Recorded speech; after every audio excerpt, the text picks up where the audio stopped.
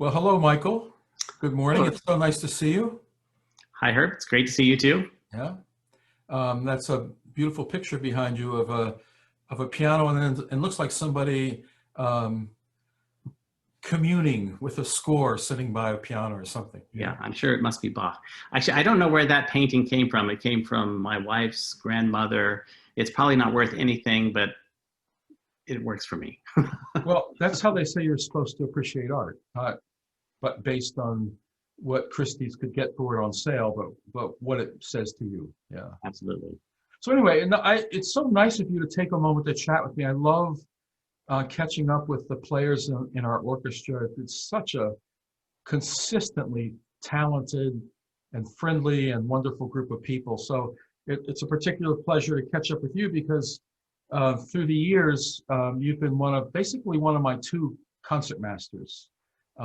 And every time you sit in that position, you do just a splendid job. And so I wanted to start off by telling you how much I really, maybe in case I haven't before, how much I appreciate what you do when you play. Well, thank you, Herb. I've started out in your group filling in for someone and then worked my way up. So I feel honored that you have recognized that I have some ability. And, I have been in the Baltimore area not as long as many people. So I came from Indiana where I was doing a lot of performing before here. So it's taken time to work into, but I've been super happy to play with such an amazing orchestra that you have. You know, we do typically, well, actually with our small Beyond Bach series, we do about 10 or 11 concerts a year now with instruments. And at the moment they're going by, it's the all world, it's everything in the world to me, you know. So by that yardstick, I don't have a favorite.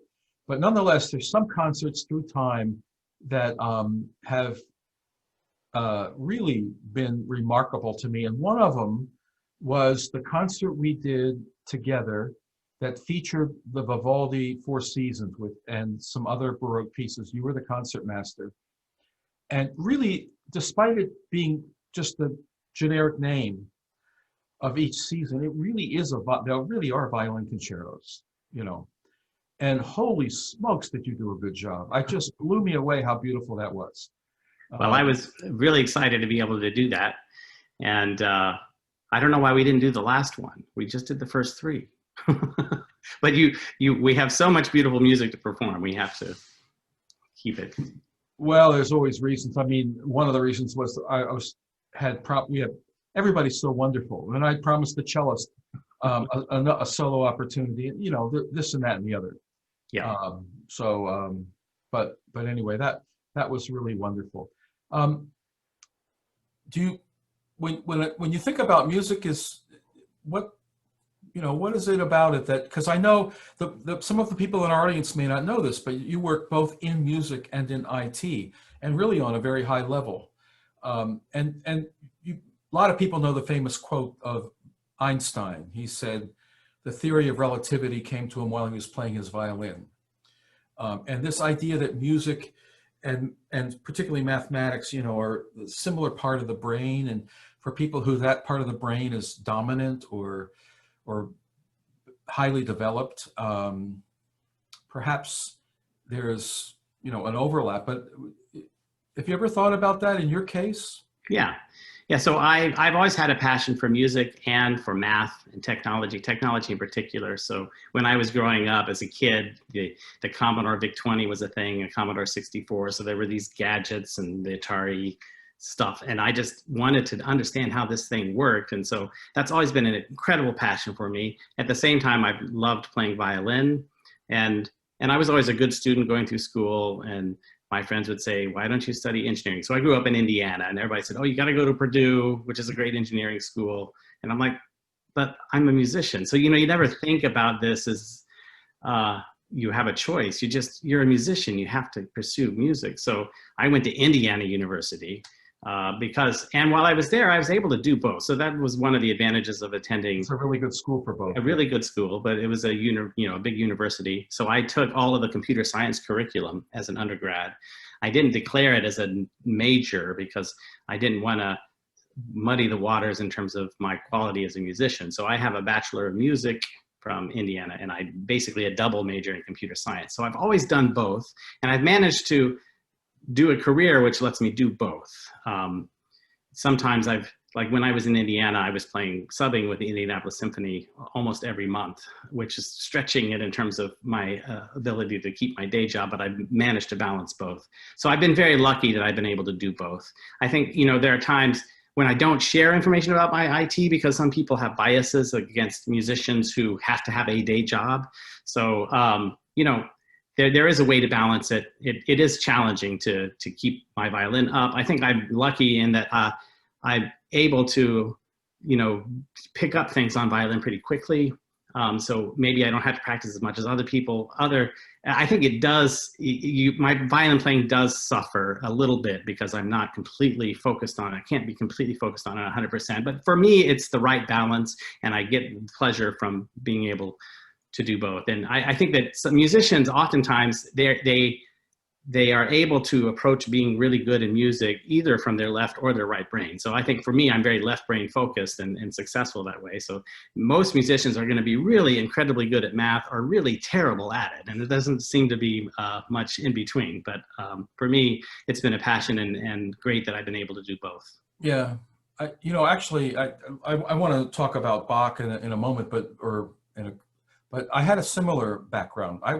I kept being told all my life I really wanted to be a doctor. So I went to a college that actually was well known for getting people through into medical school and pre-med programs and so on. And I finished a pre-med degree, and I was actually admitted to medical school. But the rest of the story is I became a musician. So you might argue that the way I stayed in touch with that part of my interests was I married a doctor. But anyway, I think I had a little sneak preview that you might play a piece of Bach from one of the solo works. He wrote 6 of them for violin. Am I right? Yeah. So he wrote 6 sonatas and partitas. So he wrote 3 sonatas and 3 partitas. I don't remember the date. This is probably around 1720 when he was working in his glory period where he had the luxury of having a wonderful orchestra. He could focus on secular music, and right. So a lot of this kind of instrumental music came out. So this is the yeah. Right after that is when he went to Leipzig, where he had to write it, just where he had so many cantatas and so on that he had to produce. Exactly. So he wrote 6 for the violin. He wrote 6 for the cello.